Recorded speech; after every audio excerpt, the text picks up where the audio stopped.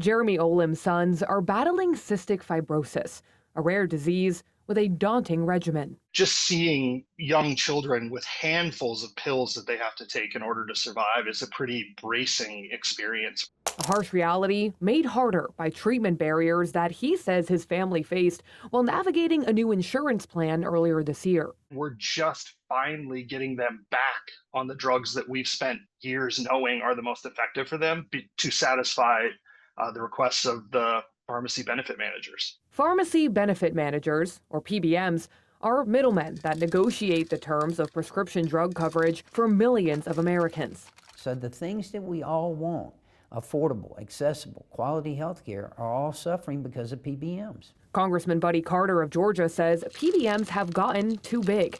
Due to decades of mergers, the three largest players now manage nearly 80% of all prescriptions filled in the United States.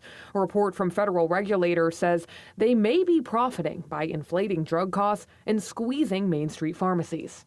Over 300 independent retail pharmacies closed in 2023. Last year, 365 closed, one a day. Carter is backing a new bipartisan package to increase transparency and limit certain pricing practices. But PBMs are pushing back. One industry group writes in a statement, quote, "This legislation would do nothing to lower prescription drug costs for patients or employers," adding lawmakers should instead focus on the real problem, the exorbitant list prices set by Big Pharma.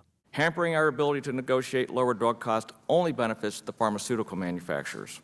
As reform stalling Congress for now, patient advocates are calling for action. This seems like a place where we can come together from the left and the right and make very common sense changes.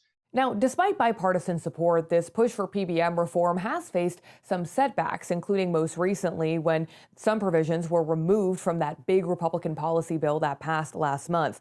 Now, that said, before lawmakers left for their August recess, a new bipartisan package was introduced.